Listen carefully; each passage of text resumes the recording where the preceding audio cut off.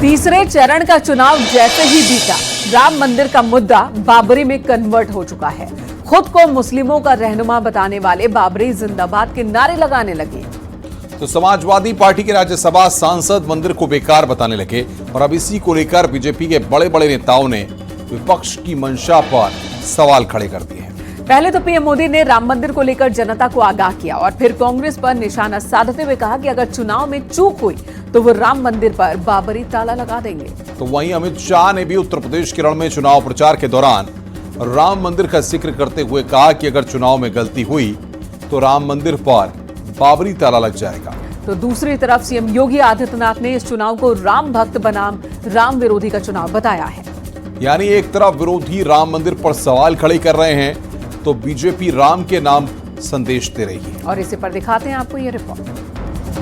Super power commission बना करके 400 सीटें चाहिए ताकि कांग्रेस अयोध्या में राम मंदिर पर बाबरी ताला ना लगा दे।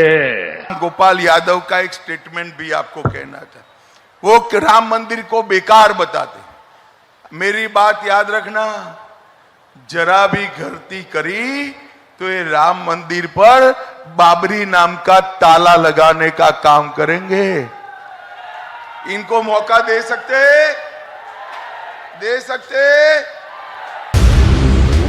यूं ही नहीं, पीएम मोदी और अमित शाह ने राम मंदिर पर बाबरी ताले का खतरा जताया है। इससे पहले कांग्रेस के पूर्व नेता प्रमोद कृष्णम ने राम मंदिर पर सनसनीखेज दावा किया था।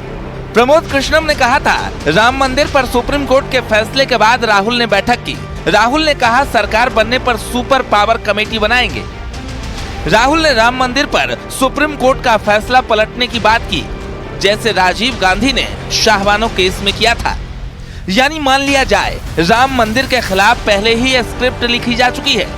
ओवैसी और राम गोपाल यादव जैसे नेता भी खुलकर बयान दे रहे हैं, तभी तो देश में राम के नाम पर संग्राम छिड़ गया है। सीएम योगी विपक्ष को राम विरोधी बता रहे हैं तो अखिलेश यादव राम गोपाल के बयान पर सफाई दे रहे हैं। पूरा चुनाव आज राम भक्तों के बीच में और राम द्रोहियों के बीच में बढ़ करके रह गया है।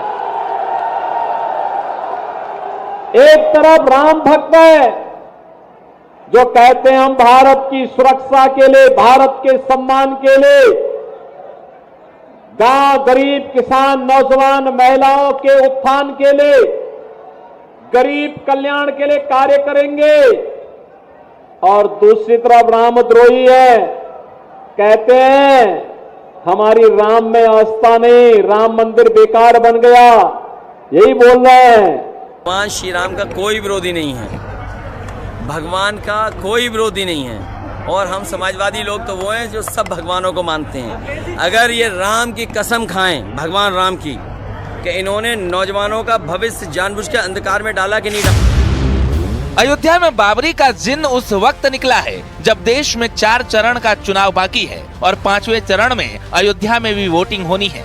लेकिन सबसे बड़ा सवाल है, आखिर बाबरी जिंदाबाद और राम मंदिर बेकार के नारे क्यों लग रहे हैं? आखिर प्राण प्रतिष्ठा का न्योता ठुकराने वालों का एजेंडा क्या है? क्या जो दावा कांग्रेस के पूर्व नेता प्रमोद कृष्णम ने किया उसकी स्क्रिप्ट लिखी जा चुकी है? सवाल कई है लेकिन जवाब एक भी नहीं। Bureau report, news 18।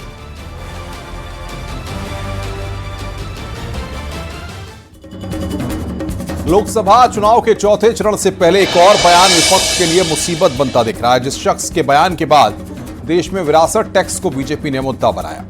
एक बार फिर उसी शख्स यानी कि सैम पित्रोदा ने एक और विवादित बयान दे दिया, जिस पर अब पीएम मोदी ने राहुल गांधी को घेरा है। दरअसल सैम पित्रोदा ने कहा कि भारत में पूरब के लोग चीनी जैसे दिखते हैं। इस पर पीएम मोदी ने कहा कि रंग के आधार पर देशवासियों का अपमान कर रहे हैं। सैम पित्रोदा ने कहा कि पश्चिम के लोग अरब जैसे दिखते हैं, तो पीएम मोदी ने हमला करते हुए कहा कि क्या रंग के आधार पर योग्यता तय होगी। सैम पित्रोदा ने कहा है कि हिंदुस्तान में उत्तर के लोग गोरे जैसे दिखते हैं, तो पीएम मोदी ने सैम पित्रोदा के बयान पर राहुल गांधी से माफी की मांग की। पीएम मोदी के बयान से साफ है कि बीजेपी इस मुद्दे को हल्के में नहीं छोड़ने वाली है, लेकिन रंग भेद वाले बयान पर विवाद के बाद सैम पित्रोदा ने इंडियन ओवरसीज कांग्रेस के अध्यक्ष पद से इस्तीफा दे दिया। आपको रिपोर्ट दिखाते हैं। by Ram Temple and Ram Navami and Prime Minister going to temple all the time and, talking, not as a, if somebody is worth 10 billion and he dies, his children get 10 billion. Public get nothing. Where people on East look like Chinese, people on West look like Arab, people on North look like, maybe white, and people in South look like Africa. I will give, पहले राम मंदिर, फिर विरासत tax के बाद अब Congress overseas के अध्यक्ष Sam Pitroda के नए बयान ने कांग्रेस की मुश्किलों को और बढ़ा दिया है। भारतीय विविधता की बात करते करते सैम पित्रोदा ने वो कह दिया जो विवादों की वजह बन गया। We could hold country together as diverse as India, where people on East look like Chinese, people on West look like Arab, people on North look like, maybe white, and people in South look like Africa. Sam Pitroda यही नहीं रुके, उन्होंने देश के प्रधानमंत्री नरेंद्र मोदी की राम भक्ति पर भी सवाल किए और भारत की सनातन भावना पर भी टारगेट कर बैठे। That's my India. Okay, so that idea of India, which is rooted in democracy, freedom, liberty, fraternity, is being challenged by Ram Temple and Ram Navami and Prime Minister going to temple all the time and, talking, not as a national leader, but talking as a leader of the BJP. Sam Pitroda के नस्लीय बयान पर PM Modi ने राहुल गांधी पर प्रहार किया और कहा शहजादे को जवाब देना ही होगा। ये शहजादे के फिलोसोफर एंड गाइड अंकल ने बड़ा रहस्य खोला है।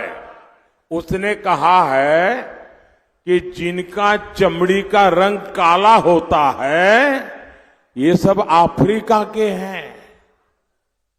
मतलब आप सबको, मेरे देश के अनेक लोगों को चमड़ी के रंग के आधार पर उन्होंने इतनी बड़ी गाली दे दी। तब जाकर के मुझे समझ आया कि चमड़ी का रंग देख करके उन्होंने मान लिया कि द्रौपदी मुर्मू भी अफ्रीकन है। कोई मुझे बताइए, क्या मेरे देश में चमड़ी के रंग के आधार पर लोगों की योग्यता तय होगी? क्या चमड़ी के रंग का खेल शहजादे को किसने इजाजत दी है? संविधान सर पे लेकर के नाचने वाले लोग चमड़ी के रंग के आधार पर मेरे देशवासियों का अपमान कर रहे हैं। शहजादे, आपको जवाब देना पड़ेगा। चमड़ी के रंग के आधार पर मेरे देशवासियों का अपमान मेरा देश सहन नहीं करेगा और मोदी तो कतई नहीं करेगा। सैम पित्रोदा ने जो कुछ कहा उसे बीजेपी ने बड़ा मुद्दा बना लिया है। वहीं कांग्रेस नेता जयराम रमेश ने भी कहा है कि उनकी पार्टी उनके इस बयान के साथ नहीं है। जयराम रमेश ने लिखा, सैम पित्रोदा ने पॉडकास्ट में भारत की विविधता को दिखाने के लिए जो उदाहरण दिए हैं वे दुर्भाग्यपूर्ण और अस्वीकार्य हैं। भारतीय राष्ट्रीय कांग्रेस इन उदाहरणों से खुद को पूरी तरह से अलग करती है। विवादों और सैम पित्रोदा का पुराना नाता रहा है। कई बार कांग्रेस उनके बयान से किनारा कर चुकी है, तो खुद सैम पित्रोदा भी कई बार अपने बयानों को निजी बयान बताते आए हैं। लेकिन सवाल यही है कि क्या सब कुछ पर्दे के पीछे की पॉलिटिक्स है या फिर कहानी कुछ और है। Bureau report, news 18।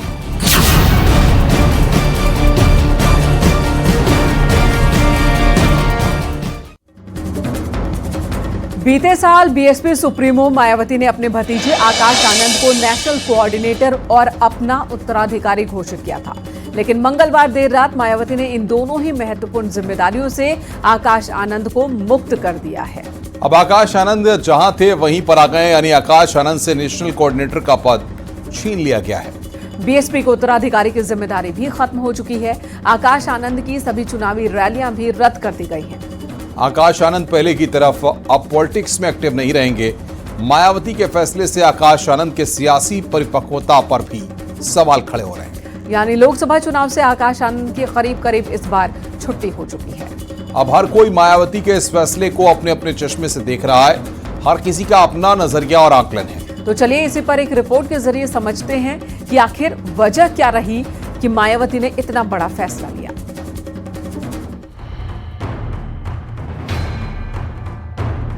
ना मेरे को मत जूता फेंक के मारना भाई, मैं नहीं था सत्ता में। जो लोग थे उन्हें मारने का काम जरूर कर सकते हो आप। जोड़ी चप्पल निकाल लीजिए, एक एक लाठी निकाल लीजिए। भाजपा नहीं, चोरों की पार्टी सत्ता में रही है।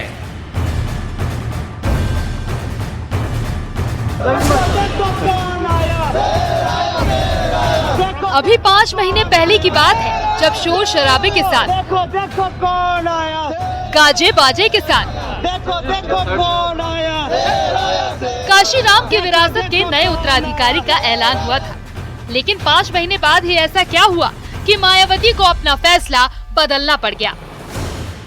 बीते वर्ष बसपा सुप्रीमो मायावती ने अपने भतीजे आकाश आनंद को बसपा का नेशनल कोऑर्डिनेटर के साथ अपना उत्तराधिकारी घोषित किया था, लेकिन बीते मंगलवार की देर रात बसपा सुप्रीमो मायावती ने आकाश आनंद को अपरिपक्व बताते हुए दोनों जिम्मेदारियों से मुक्त कर दिया, जिसके बाद मायावती के इस फैसले को लेकर अब तरह तरह की चर्चाएं हो रही हैं।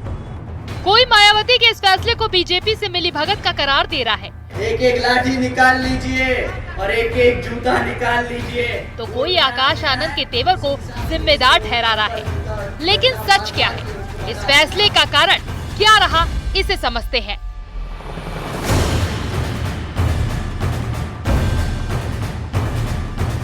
यूपी में ताबड़तोड़ 10 रैलियां करके आकाश आनंद चर्चा में आए थे। उनके अधिकतर भाषण मुस्लिम दलित फैक्टर को ध्यान में रखकर दिए जा रहे थे, लेकिन सीतापुर में अपनी जनसभा के दौरान जब उन्होंने योगी सरकार की तुलना आतंकवाद से कर दी, तभी से कुछ बड़ा घटित होने के कयास लगाए जा रहे थे। उधर मायावती के इस फैसले के बाद सियासी गलियारों में हलचल तेज हो गई है। लोकसभा चुनाव के बीच मायावती का फैसला काफी चौंकाने वाला है। अचानक मायावती ने इतना बड़ा फैसला क्यों किया? इस फैसले के पीछे असली वजह क्या है? क्या आकाश आनंद के तेवर ही उनके दुश्मन बन गए? ना मेरे को मत जूता फेंक के मारना भाई, मैं नहीं था सत्ता में। जो लोग थे उन्हें मारने का काम जरूर कर सकते हो आप। क्या किसी दबाव में मायावती ने ये फैसला लिया? ऐसे कई सवाल खड़े हो गए हैं, लेकिन बहन जी का जो जवाब है उसके मुताबिक आकाश आनंद अचानक अपरिपक्व हो गए। ऐसे युवा व्यक्ति को अगर इतनी बड़ी पार्टी की बागडोर देने का निर्णय मायावती ने किया था, तो उसके पीछे उन्होंने हर पहलू पर विचार ज़रूर किया होगा। लेकिन जिस तरह की ये बयानबाजी हुई, उसमें कहीं न कहीं ये तो स्पष्ट है कि इसमें मायावती की सहमति नहीं रही होगी। और जैसा कि उन्होंने खुद अपने ट्वीट में कहा कि ये इसे आकाश आनंद की अपरिपक्वता मानती हैं। बहुजन समाज पार्टी अब पुराने जमाने की पार्टी है। आकाश आनंद को जब लॉन्च किया गया, खासकर यूपी में, तो उन्हें काफी अटेंशन मिल रही थी। ये बहन जी का गवर्नेंस मॉडल है। लोग उन्हें सुनने के लिए उनकी सभाओं में आ रहे थे। सभी को लग रहा था कि बसपा अपने असली मूवमेंट को वापस हासिल कर रही है। लेकिन आकाश आनंद के कुछ बयानों ने बसपा को काफी डैमेज किया। माना जा रहा है कि आकाश आनंद के इन बयानों ने मायावती को नाराज कर दिया।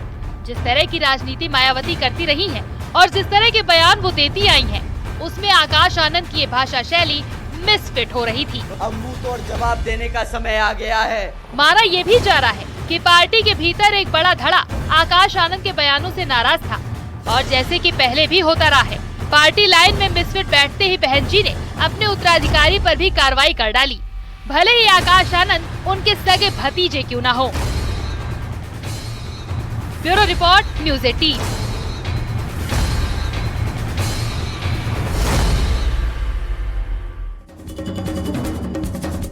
अब मायावती के इस फैसले के बाद अखिलेश यादव बीएसपी के वोट बैंक में सेंधमारी की कोशिश शुरू कर चुके हैं। अखिलेश यादव चाहते हैं कि मायावती के दलित वोटर इंडिया गठबंधन के साथ आ जाएं। और यही अपील अब वो बहुजन समाज के लोगों से करने लगे हैं। लेकिन मायावती भी कहां चुप बैठने वाली, उन्होंने अखिलेश के दांव पर करारा हमला बोला है। दरअसल बहुजन समाज के लोगों से अपील करते हुए अखिलेश यादव ने कहा कि ये लड़ाई लोकतंत्र बचाने की है। और इस पर मायावती ने पलटवार किया और कहा कि समाजवादी पार्टी घोर दलित विरोधी है, बहकावे में न आए। अखिलेश यादव ने इशारों में कहा कि बीएसपी को वोट देकर कोई अपना वोट खराब न करे। इस पर मायावती ने कहा कि इन्होंने तो अपने परिवार को ही चुनाव में उतार दिया है। अखिलेश यादव ने कहा कि सीधा मुकाबला बीजेपी से है और इसलिए बहुजन समाज के लोगों से अपील है कि वो समाजवादियों को वोट करें। जिस पर मायावती ने कहा कि सपा जातिवादी सोच वाली पार्टी है, सपा सरकार के कृत्य जग जाहिर है। यानी कि अखिलेश ने जिस तरह मायावती के वोट में सेंधमारी की कोशिश की है, उस पर मायावती ने करारा हमला किया है।